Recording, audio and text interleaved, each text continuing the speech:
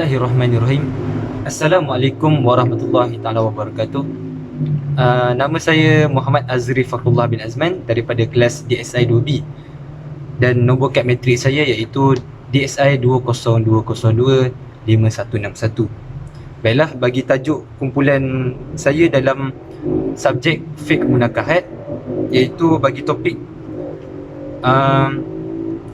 hikmah dan tanggungjawab dalam perkahwinan. Saya mulakan dengan bahagian saya iaitu pengenalan dan definisi tanggungjawab. Sebagai pendahuluan, keluarga merupakan unit sosial terkecil dalam masyarakat yang sangat berperanan dominan terhadap perkembangan sosial berkeluarga dan perkembangan kepribadian setiap anggota keluarga. Anggota keluarga yang terdiri daripada seorang ayah, seorang ibu dan anak-anak merupakan suatu kesatuan yang kuat apabila terdapat hubungan yang baik antara sesama keluarga, sesamanya.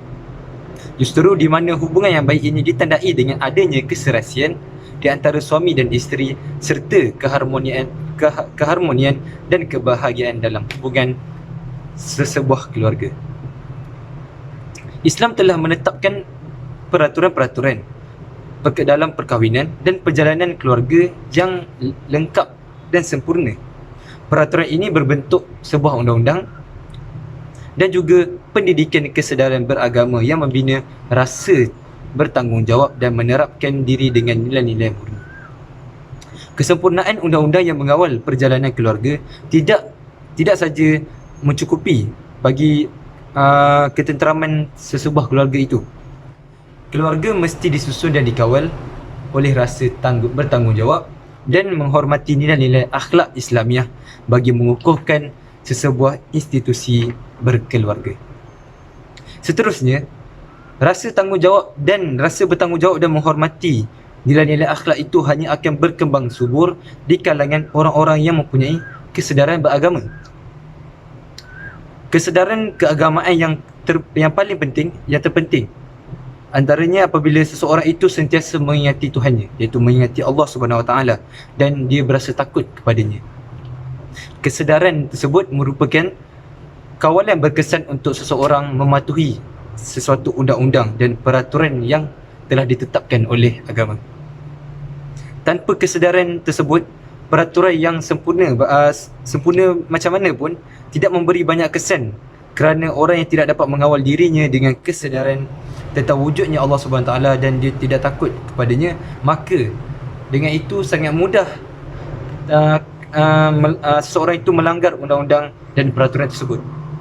Apabila undang-undang dan peraturan tidak dihormati, maka tidak bermakna lagi walau bagaimana sempurna pun sesuatu undang-undang tersebut dalam sebuah keluarga.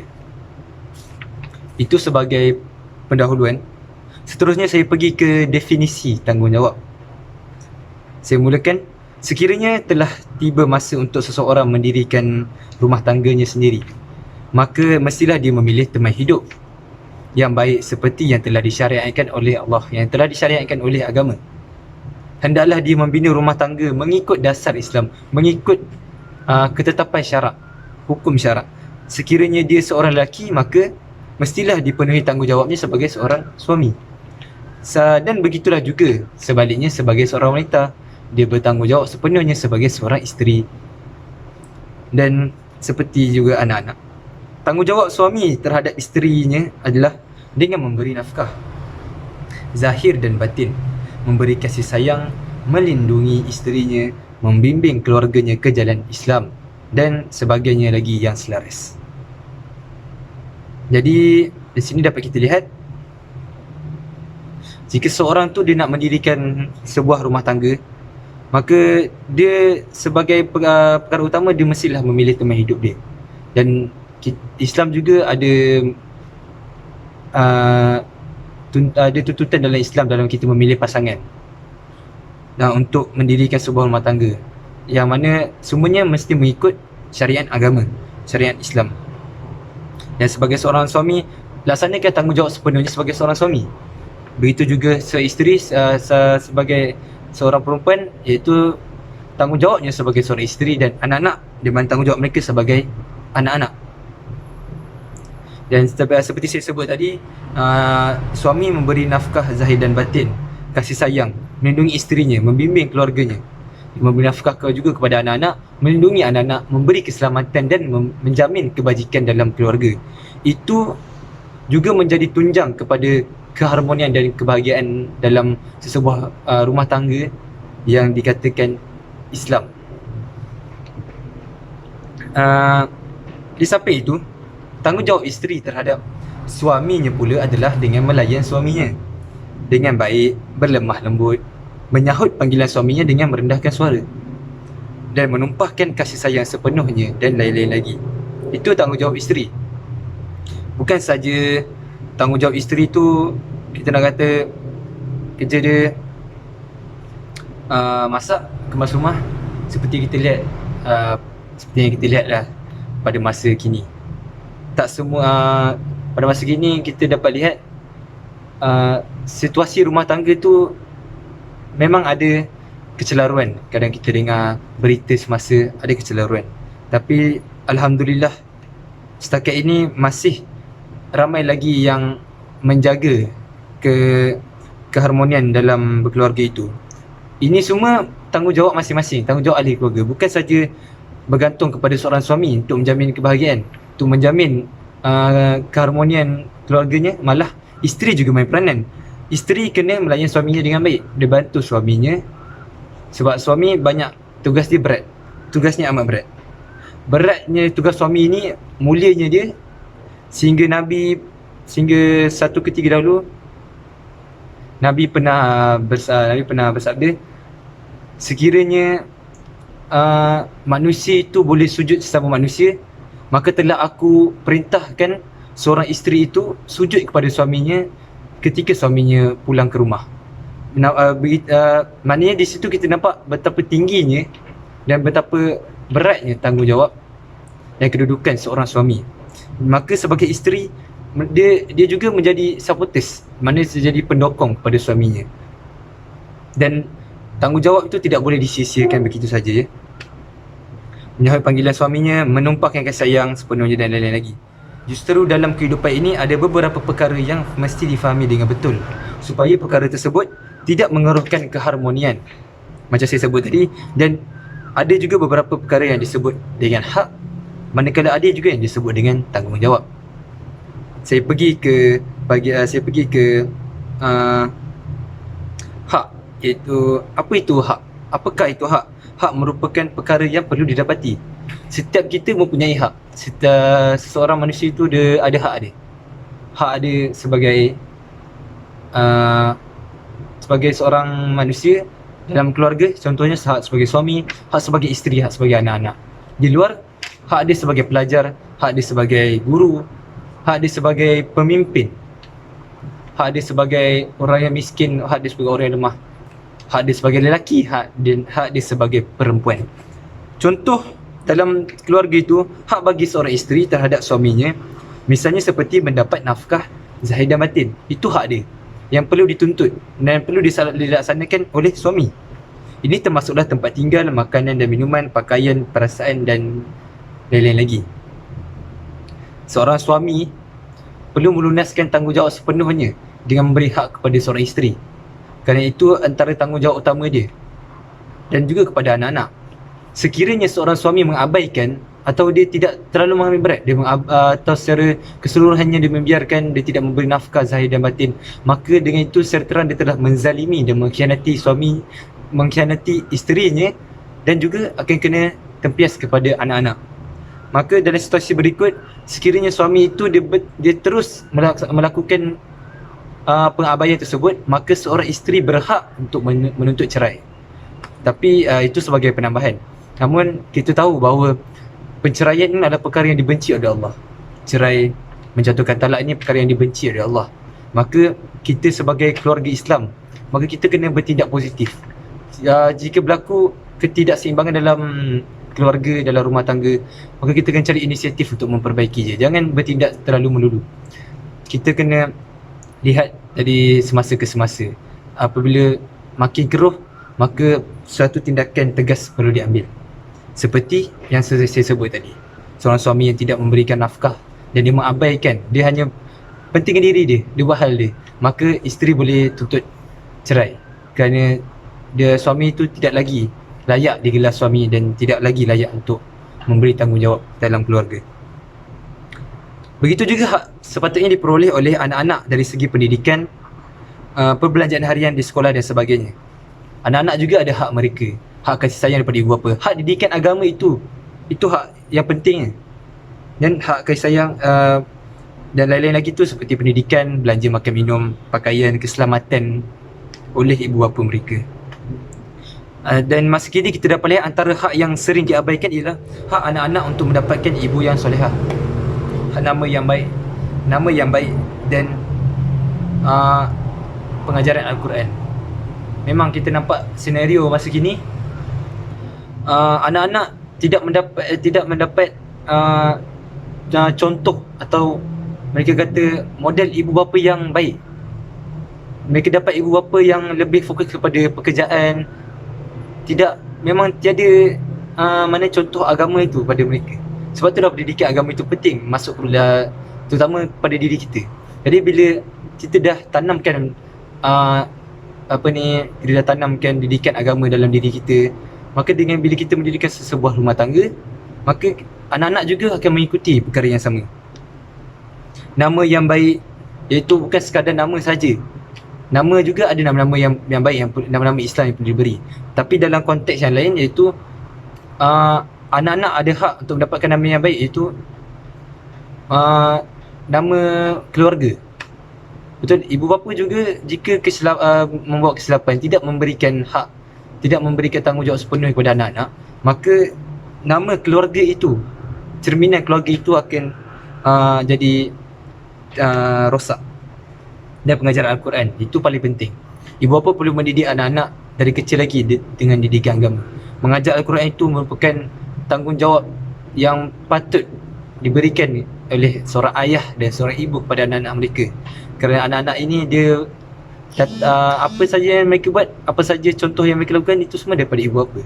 Maka ibu bapa yang memberi contoh yang baik, maka contoh yang baiklah yang akan dilakukan oleh anak-anak. Kita lihat masa kini, anak-anak kadang tidak menghormati ibu bapa. Memang kita dapat lihat anak-anak tidak menghormati ibu bapa, sehingga kan mereka jadikan ibu bapa sebagai hamba. Kerana apa?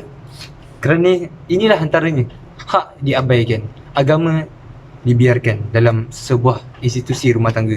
Seterusnya tanggungjawab. Tanggungjawab pula bermaksud yang perlu diberi atau dilaksanakan. Setiap orang ada tanggungjawab. Setiap manusia ada tanggungjawab sebagai khalifah dalam keluarga. Suami punya tanggungjawab, isteri punya tanggungjawab, anak-anak pula punya tanggungjawab kepada ibu bapa mereka. Hak isteri seperti yang saya sebut tadi, nafkah zahir dan batin oleh seorang suami. Suami bagi nafkah zahir batin. Itu hak yang perlu dituntut daripada isteri. Mana hak suami kena, hak isteri tu yang perlu dilaksanakan oleh suami. Hak suami, suami pun ada hak dia juga, iaitu mendapat perhatian penuh daripada isteri. Mana dia mendapat perhatian kasih sayang daripada isteri, dia mendapat ketaatan yang penuh daripada isteri dan anak-anak dia. Itu antara hak suami. Manakala tanggungjawab isteri pula ialah mentaati dan menghormati kepada suami, menjaga maruah suami, menjaga hati suami, membantu, memelihara, membesarkan anak-anak dan sebagainya. Ada ketikanya kita begitu kuat berjuang untuk mendapatkan hak-hak kita, namun kita juga dalam masa yang sama tidak pun melaksanakan tanggungjawab kita. Kita hanya mengutamakan hak, kita hanya inginkan hak kita, kita hanya mengikutkan nafsu, sehingga tanggungjawab dan perkara yang perlu kita buat diabaikan begitu saja. Itulah yang menjadi antara keruntuhan dalam rumah tangga. Jadi akhir sekali, tanggungjawab merupakan amanah yang perlu kita pikul, kerana kelak akan dipersoalkan oleh Allah Azza wa Jalla di pada mahsyar, sama ada ditunaikan atau tidak ditunaikan. Maka sebagai seorang Islam, amat penting kita untuk melaksanakan tanggungjawab. Itu semua berlandaskan agama, sebab semuanya di akhir nanti akan dibicarakan.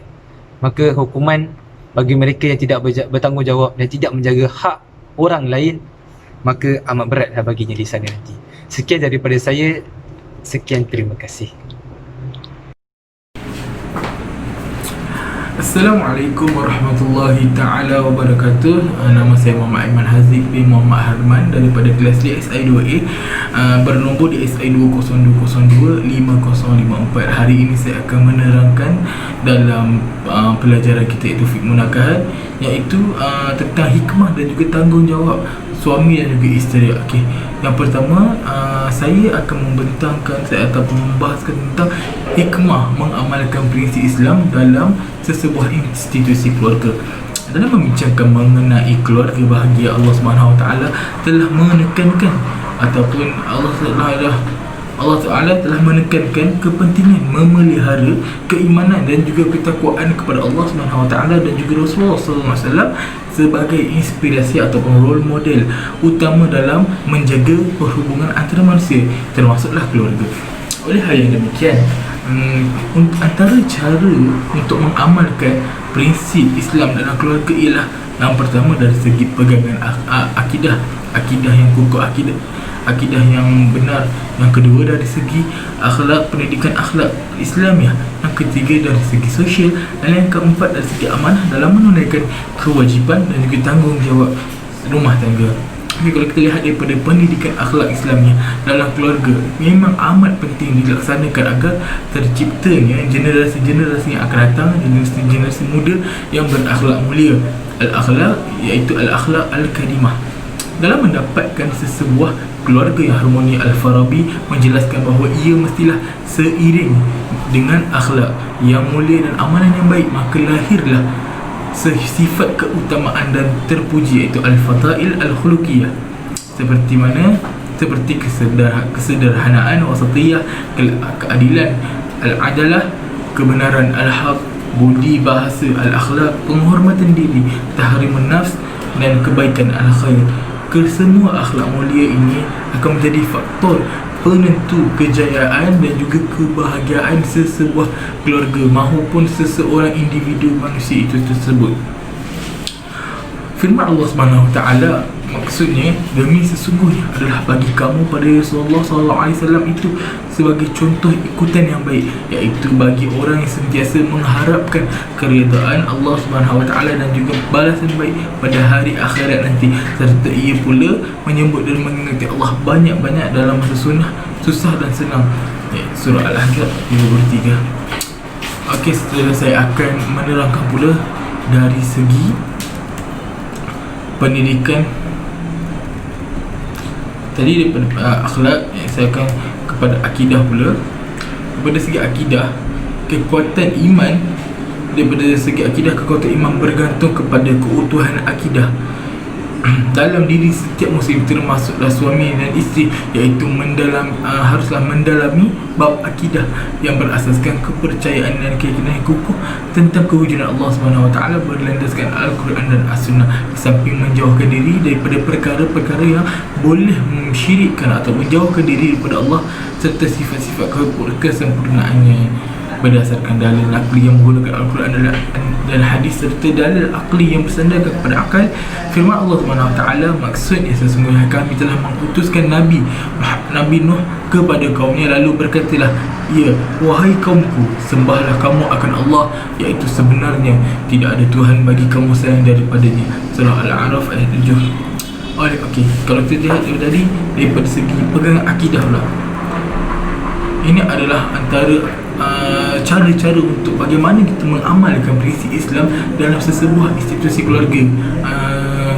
Maksudnya keluarga kita. Okey, seterusnya kita pergi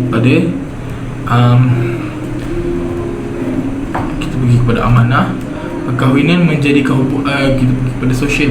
Perkahwinan menjadikan hubungan kemanusiaan lebih meluas dan tidak terbatas pada kelompok yang kecil saja. Islam menganjurkan perkahwinan dengan individu yang tidak mempunyai tali persaudaraan bagi membolehkan manusia saling berkenal-kenalan antara satu sama lain. Maksudnya ni, Islam menganjurkan perkahwinan dengan individu yang tidak ada darah dengan darah daging dengan kita. Maksud tidak ada susu galuh keluarga dengan kita, maksud bukan saudara kita, bukan sepupu kita. Maksudnya dengan orang luar.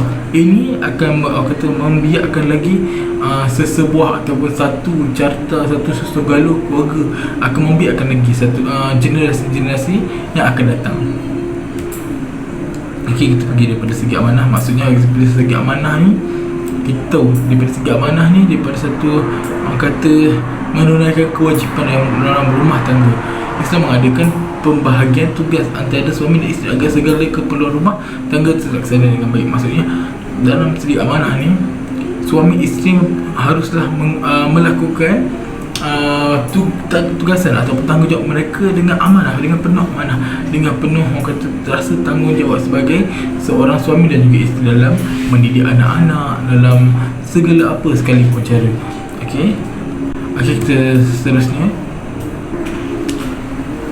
Okey, kita pergi pada seterusnya, iaitu isi saya, iaitu kewajipan dan juga tanggungjawab suami. Okey, kewajipan ni, kalau kita tak tahu, kewajipan dan tanggungjawab suami ini merupakan suatu perkara yang wajib serta dituntut dalam Islam bagi membentuk sesebuah institusi keluarga yang harmoni. Hal ini juga telah disebut di dalam Al-Quran berdasarkan firman Allah SWT serta hadis yang disampaikan oleh Rasulullah SAW. Yang pertama, suami haruslah menyediakan tempat tinggal dan juga makanan, pakaian, tempat tinggal, makanan kepada isteri dan juga anak-anaknya. Yang kedua, suami haruslah memberi nafkah sekadar yang mampu. Yang ketiga, mendidik isteri berilmu bagi menunaikan kewajipan fardu ain. Yang keempat, menggauli isteri dengan cara yang baik. Yang kelima, menjaga maruah dan juga kehormatan. Maksudnya kalau kita lihat kat sini, contoh isi satu, kita boleh lihat isi satu, suami haruslah menyediakan tempat tinggal, pakaian dan makanan. Maksudnya suami ni sebelum dia, bila kita kata pasal kahwin ni, maksudnya dia dah ready, dia dah sedia untuk segala. Contoh, dia dah sedia daripada segi kewangan, dia dah sedia daripada segi fizikal, daripada mental. Dia dah patutnya seorang lelaki ni patut dah bersedia bila dia nak kahwin ni. Bila dia bersedia, dia akan rasa tanggungjawab. Dia patut menyediakan, dia haruslah menyediakan tempat tinggal, pakaian. Sebab bila dia kahwin dengan seseorang wanita ataupun perempuan, dia akan ditambah satu amanah yang besar untuk menjaga seorang wanita tersebut. Itu adalah tanggungjawab seorang suami. Okey, yang kedua, suami memberi nafkah sekadar mampu. Ini adalah salah satu juga tanggungjawab seorang suami, memberi nafkah sekadar yang mampu. Walaupun kerja kecil, gaji yang kecil, tetap harus memberi nafkah. Kerana nafkah ni kata apa, satu untuk duit pembelanjaan kepada si isteri. Okey, yang ketiga pula, mendidik isteri berilmu dan menunaikan kewajipan fardu ain. Maksud mendidik ataupun mengajak ataupun membawa isteri ke jalan yang betul. Maksudnya mendidik dengan perkara-perkara ataupun dalam pelajaran-pelajaran yang tetap membawa kepada Islamiah. Okey, yang keempat, menggauli isteri dengan cara baik. Maksudnya pegangan ni lah, melayani isteri dengan cara baik. Yang kelima, menjaga maruah dan kehormatan. Maksudnya menjaga keluarga, institusi keluarga itu daripada kehormatan dan juga maruah. Okey, kita pergi kepada seterusnya pula, iaitu tanggungjawab, kewajipan dan juga tanggungjawab seorang isteri. Okey, kalau kita tengok pula, kewajipan dan tanggungjawab seorang isteri pula dalam sebuah institusi keluarga merupakan tulang belakang kepada si suami untuk menjamin keharmonian keluarga dan juga anak-anak. Justru isteri juga perlu memainkan peranan yang penting seperti dalam Al-Quran berdasarkan firman Allah SWT dan juga hadis Rasulullah SAW. Okey, kalau kita lihat apakah tanggungjawab ataupun kewajipan seorang isteri ni. Yang pertama, menjaga kehormatan diri dan mentaati si suami. Maksud menjaga kehormatan diri ni, kalau kita lihat daripada firman Allah SWT yang bermaksud, maka para wanita yang baik itu yang berlaku taat dan memelihara diri ketika suami ketiadaan di rumah, sebagaimana Allah SWT memeliharanya. Surah An-Nisa ayat 34. Maksudnya di sini nak menerangkan bahawa isteri mestilah menjaga atau isteri haruslah menjaga kehormatannya, seperti menutup aurat, menjaga batas pergaulan dan juga sentiasa haruslah ataupun wajib mentaati atau menghormati suami dengan cara mentaati segala perintahnya selagi ia tidak bercanggah dengan syarak. Maksudnya selagi tak bercanggah dengan syarak, si isteri haruslah mentaati seorang suami. Tapi bila bercanggah dengan syarak, maksudnya si suami suruh melakukan perbuatan yang bercanggah dengan syarak, si isteri perlu menjauhkan ataupun ada di situ ada kuasa untuk tidak mentaati perintah tersebut. Okey, kita pergi kepada isi yang kedua pula. Maksudnya kita pergi isi kedua pula, iaitu tidak keluar rumah kecuali dengan keizinan suami. Kalau kita lihat, tidak keluar rumah kecuali dengan keizinan suami. Sabda Rasulullah SAW yang bermaksud mana-mana isteri yang keluar dari rumahnya tanpa izin suaminya adalah dia dalam kemurkaan Allah SWT hinggalah dia balik ke rumah suaminya semula dan diredai suaminya. Hadis riwayat Al-Khatib. Maksud huraian yang boleh kita simpulkan, maksudnya sebagai seorang isteri yang muslimah ataupun yang berpegang kepada agama haruslah meminta izin kepada suaminya untuk keluar ke mana-mana walaupun ke rumah ibunya. Maksudnya apabila seseorang lelaki menikahi seseorang wanita, tanggungjawab akan digalas ataupun akan dipikul seorang suami. Maksudnya apa-apa perjalanan ataupun satu perjalanan seorang wanita tu, apa-apa yang dilakukan haruslah merujuk pada suami. Contoh macam hadis Nabi pun dah beritahu. Maksudnya Nabi beritahu bila dia keluar tanpa izin suaminya, kemukaan Allah ni Allah murka terhadapnya hinggalah dia balik ke rumah dan meminta izin suaminya. Lepas pada tu baru insya-Allah baru kata kemukaan Allah tu tak ada. Sebab itu kata haruslah meminta izin walaupun pergi ke rumah ibunya sendiri. Sebab apa? Sebab tanggungjawab daripada keluarga yang dulunya sebelum kahwin, keluarga telah jatuh kepada seorang suami. Okey, kita pergi kepada yang seterusnya, iaitu memenuhi seterusnya iaitu memberi layanan yang baik kepada suami. Iaitu memberi layanan yang baik. Maksudnya kalau kita faham layanan yang baik ni maksudnya daripada segi kasih sayang dan juga macam-macam layanan.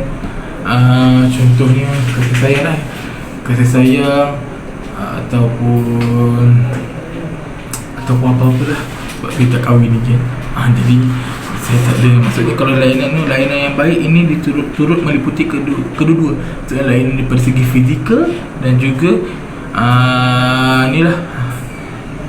fizikal ataupun batin lah kalau ini, dan kata-kata yang lembut dan sopan. Okey, jadi itu sahaja daripada saya. Sekian daripada saya. Wabillahi taufiq wal hidayah. Wassalamualaikum warahmatullahi taala wabarakatuh. Assalamualaikum warahmatullahi wabarakatuh. Nama saya Muhammad Adam Naim bin Abu Bakar. Saya daripada kelas DSI 2B dan nombor matrik saya DSI 202025-082. Pada hari ini saya akan menerangkan tentang tanggungjawab suami dan isteri terhadap anak-anak. Rasulullah SAW bersabda, seorang isteri adalah pemimpin di rumah suaminya dan dia bertanggungjawab terhadap anak-anaknya. Hadis riwayat Bukhari dan Muslim. Tanggungjawab membesarkan dan mendidik anak tidak dimulai sejak melahirkan, namun sejak sang ibu mengandung sang janin dalam rahimnya. Kita perlu berdoa kepada Allah Subhanahu Wa Taala sebelum anak kita dilahirkan supaya kita dapat anak yang soleh, insya-Allah. Allah Subhanahu Wa Taala berfirman, kami perintahkan kepada manusia supaya berbuat baik kepada dua orang ibu bapanya. Ibunya mengandungnya dengan susah payah dan melahirkannya juga dengan susah payah. Suami dan isteri perlu bekerjasama dalam menjalankan tanggungjawab mendidik dan membesarkan anak-anak. Tugas yang begitu berat dan mulia itu perlu mendapat perhatian serius dari kedua orang tua tersebut. Antara tanggungjawab ibu bapa terhadap anak-anak, yang pertama, menyediakan makanan, pakaian dan tempat tinggal yang munasabah. Maksudnya dekat sini, kita sebagai ibu bapa, kita perlu menyediakan makanan supaya dapat memberi tenaga kepada anak-anak dan supaya sihat, dan juga tempat tinggal yang munasabah. Tempat tinggal yang munasabah ni maksudnya menjadi tempat perlindungan yang dapat melindung daripada hujan, matahari. Tak kiralah walau sebesar mana pun, sekecil mana pun rumah itu, kita tetap kena bersyukur. Okey. Yang kedua, mengajarkan ilmu pengetahuan yang terutamanya berkaitan dengan agama, iaitu akidah. Okey. Ilmu pengetahuan yang berkaitan dengan akidah itu yang pertama, kita perlu mengajarkan kepada anak-anak kita supaya anak kita terlahir dengan mempunyai iman dan takwa kepada Allah Subhanahu Wa Taala sejak daripada kecil sehinggalah meningkat dewasa. Perkara ini dapat memberikan manfaat yang sangat banyak. Di antaranya, kita dapat menjadikan anak kita sebagai anak yang soleh, anak yang beriman, dan anak yang dapat menarik kita ke syurga Allah Subhanahu Wa Taala. Okey. Yang seterusnya, memberi kasih sayang sepenuhnya kepada anak-anak.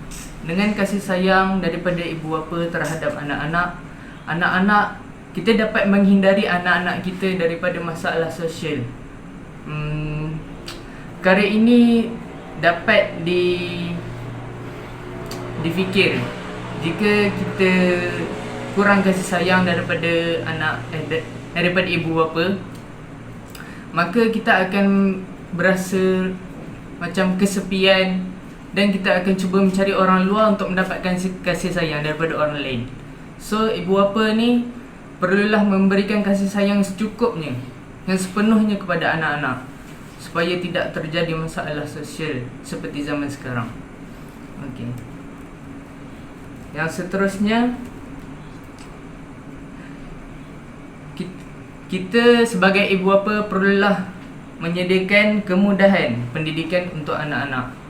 Maksud kemudahan pendidikan anak-anak ini bukannya hanya phone ataupun komputer, bukan hanya itu. Tapi ia juga adalah seperti buku, ilmu-ilmu yang walaupun ia hanya basic seperti ABC, itu juga tetap sebagai kemudahan pendidikan. Kemudahan pendidikan ini perlu disediakan bagi memudahkan anak-anak menimba ilmu pengetahuan dan menjadi seorang yang berilmu.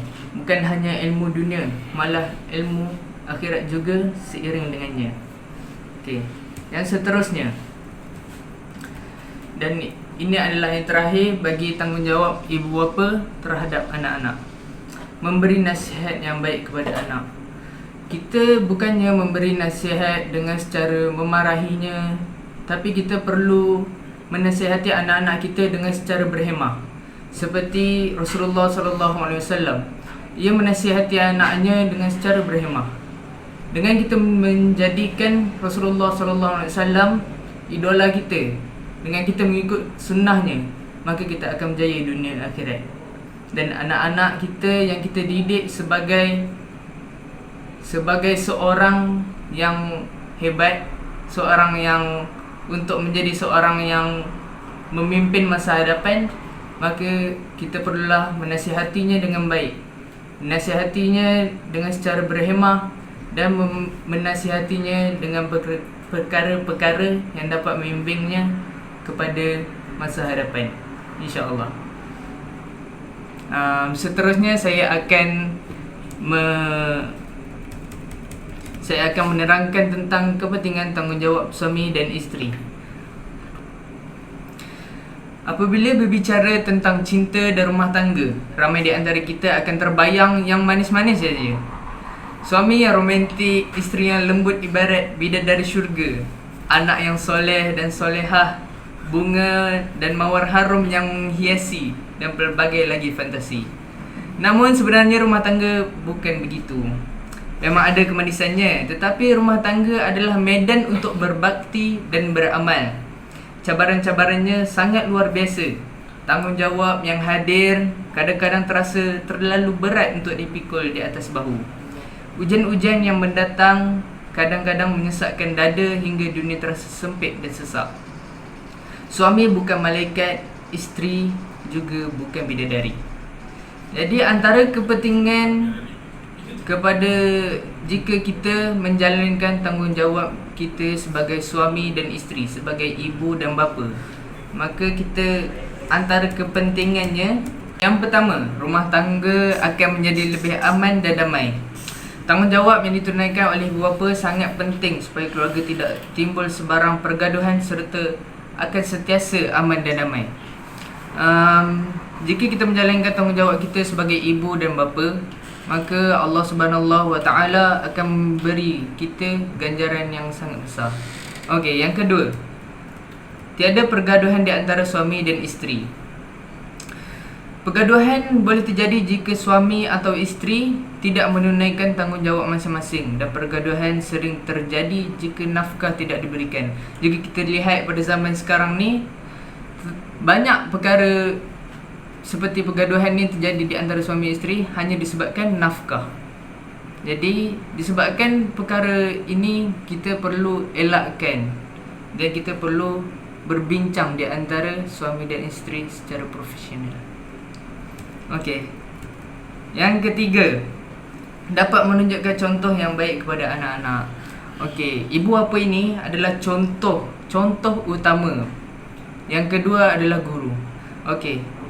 Contoh yang utama ni adalah ibu bapa perlu menunjukkan sifat yang baik, tidak mengeluarkan kata-kata yang kesat, tidak memarahi mereka, dan menunjukkan perkara-perkara yang baik seperti solat secara berjemaah, sentiasa baca Al-Quran, mengajak anak-anak kita membaca Al-Quran.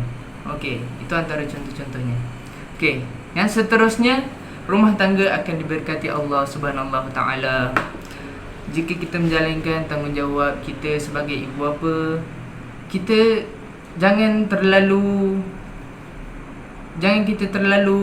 ambil kisah terhadap rezeki, kerana Allah Subhanahu Wa Taala akan menjanjikan rezeki kita jika kita menjalankan tanggungjawab kita sebagai ibu bapa. Okey, yang seterusnya, anak-anak yang soleh dan beriman akan terlahir. Okey, seperti yang saya cakap tadi, jika kita menunjukkan contoh yang baik, contoh yang dapat memberi manfaat kepada anak-anak kita, maka anak yang soleh akan terlahir daripada diri kita sendiri. Ya, dan yang terakhir adalah mengelakkan berlakunya masalah sosial dalam keluarga.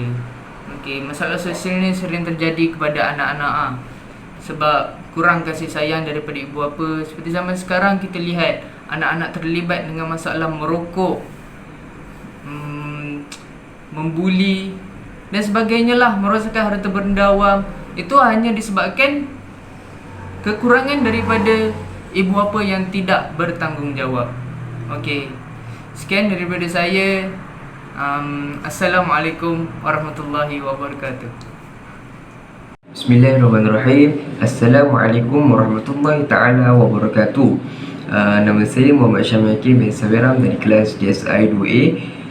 Nombor kad matrik DSI 2020251667. Hari ini saya ingin menerangkan tentang akibat mengambilkan tanggungjawab sebagai suami dan isteri.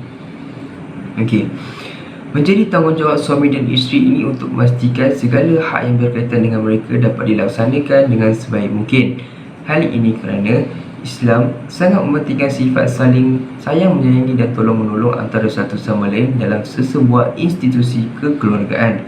Malah Allah juga melarang suami dan isteri dalam mengabaikan tanggungjawab mereka terhadap satu sama lain. Ini kerana ia merupakan suatu perkara yang dimurkai oleh Allah dan Rasulnya. Oleh itu, suami adalah orang yang utama selaku ketua keluarga yang perlu memastikan hak ini terjaga dengan sebaiknya. Suami wajib melaksanakan semua hak isteri bagi menjamin asas kerukunan sebuah rumah tangga. Tidak terlupa juga kepada si isteri yang merupakan tulang belakang kepada suami dalam mengukuhkan rumah tangga mereka serta anak-anak. Isteri juga wajib untuk menunaikan segala hak suami bagi menjamin kesejahteraan bersama selagi ia tidak bercanggah dengan syarak. Oleh hal yang demikian, antara akibat daripada pengabaian tanggungjawab sebagai suami dan isteri ini ialah ia akan menjadikan hubungan mereka semakin renggang dan tidak bersefahaman lagi. Di samping itu, akibat daripada ini juga akan menyebabkan pasangan suami isteri menjadikan perceraian sebagai satu penyelesaian dalam masalah krisis rumah tangga ini. Justru, anak-anak juga akan menjadi mangsa kepada pengabaian serta mangsa perceraian. Jelasnya bahawa di sini ia menerangkan anak-anak mungkin akan terabai dengan didikan kasih sayang dari kedua ibu bapanya sendiri akibat daripada permasalahan ini. Pada masa yang sama juga, hubungan silaturahim di antara kedua-dua belah keluarga juga akan runtuh dan pudar akibat daripada sikap suami dan isteri yang mengabaikan tanggungjawab mereka dalam menjamin kesejahteraan dan keharmonian rumah tangga.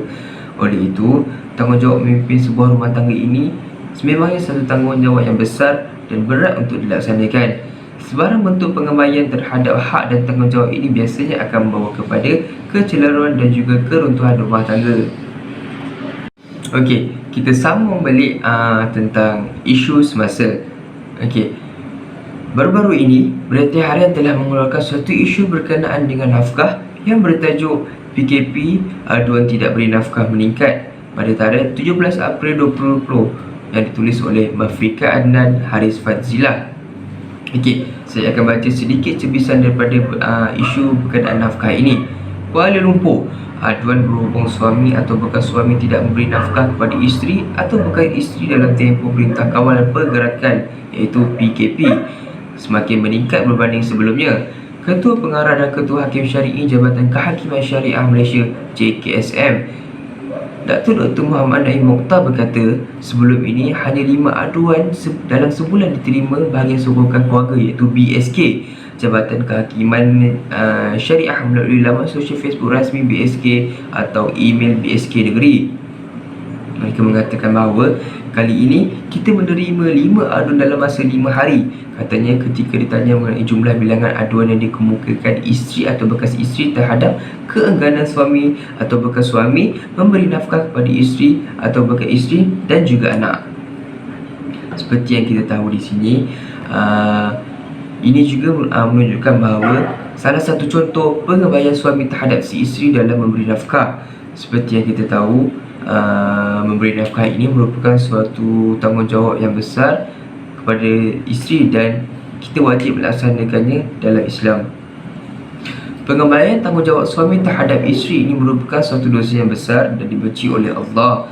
Tetapi pada waktu yang sukar ini, ekonomi negara kita terjejas akibat daripada wabak COVID-19 ini dan rata-rata masyarakat dalam negara kita turut terjejas sama ada dalam kalangan kaki tangan swasta maupun kerajaan. Okey, oleh itu ada juga dalam kalangan kaki tangan swasta maupun kerajaan yang sanggup berniaga secara kecil-kecilan, menjadi rider-rider Foodpanda untuk mencari duit lebih untuk menyara keluarga. Oleh hal yang demikian, seorang isteri mestilah bertimbang rasa terhadap suami dalam pemberian nafkah ini.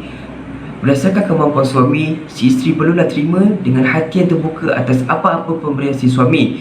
Lebih-lebih lagi ketika negara kita dilanda oleh pandemik COVID-19 ini.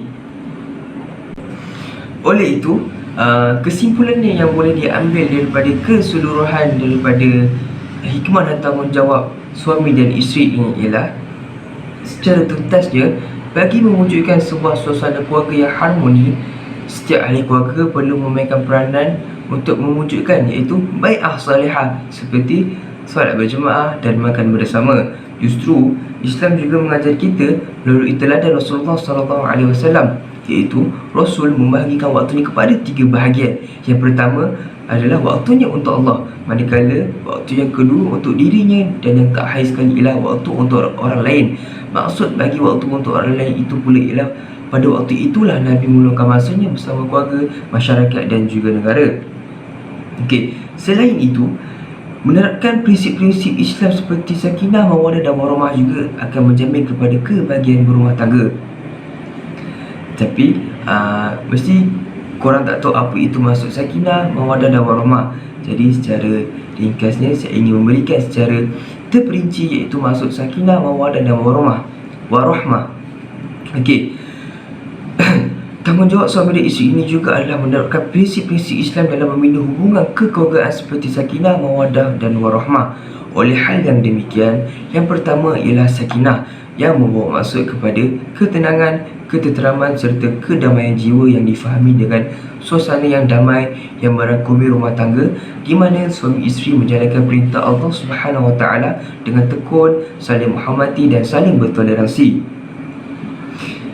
Yang seterusnya pula ialah iaitu mawaddah. Mawaddah pula ditafsirkan sebagai perasaan cinta dan kasih sayang antara suami dan isteri yang melahirkan kesenian, keikhlasan dan juga saling hormat menghormati antara suami dan isteri. Semua ini akan melahirkan kebahagiaan dalam rumah tangga. Melalui mawaddah juga, pasangan suami isteri dan ahli keluarga akan mencerminkan sifat lindung melindungi dan tolong menolong. Sikap ini akan menguatkan lagi hubungan silaturahim di antara keluarga dan masyarakat luar. Bagi pasangan campur, mawaddah ini tidak akan terhad kepada suami dan isteri, ibu bapa dan anak-anak, tetapi juga dengan seluruh keluarga dan juga masyarakat. Manakala akhir sekali ialah warahmah yang bermaksud perasaan belas kasihan, toleransi, lemah lembut yang selalunya diikuti oleh ketinggian budi pekerti dan juga akhlak yang mulia. Tanpa kasih sayang dan perasaan belas kasihan, sebuah keluarga ataupun perkahwinan itu akan tergugat dan boleh membawa kepada kehancuran. Kebahagiaan amat mustahil untuk dicapai tanpa adanya rasa belas kasihan dan tanpa belas kasihan antara individu keluarga. Oleh itu, jelas bahawa keluarga bahagia itu ialah suatu keluarga yang dapat merasa tenang, dapat merasa kesenangan terhadap satu sama lain dan terhadap hidup sendiri serta mempunyai objektif pembinaan keluarga yang jelas dan positif. Elemen kebahagiaan dalam Islam sebenarnya adalah penzahiran penyatuan di antara iman dan amal serta cabang-cabang lain seperti akidah, ilmu, niat, halal dan juga sosial, dan akhir sekali ialah amanah serta keselamatan fizikal yang akhirnya mencetuskan situasi yang dinamakan as-sakinah, iaitu ketenangan dan ketenteraman, al-mawaddah iaitu cinta, dan ar-rahmah iaitu kasih sayang. Itu sahaja daripada saya. InsyaAllah dengan adanya sifat rasa tanggungjawab dalam diri ini, InsyaAllah kita akan dapat menjamin kebahagiaan rumah tangga kita. Oleh itu, sekian daripada saya. Mohon kemaafan sekiranya ada kekurangan dalam pembentangan ini. Mohon maaf daripada saya. Sekian daripada saya. Terima kasih.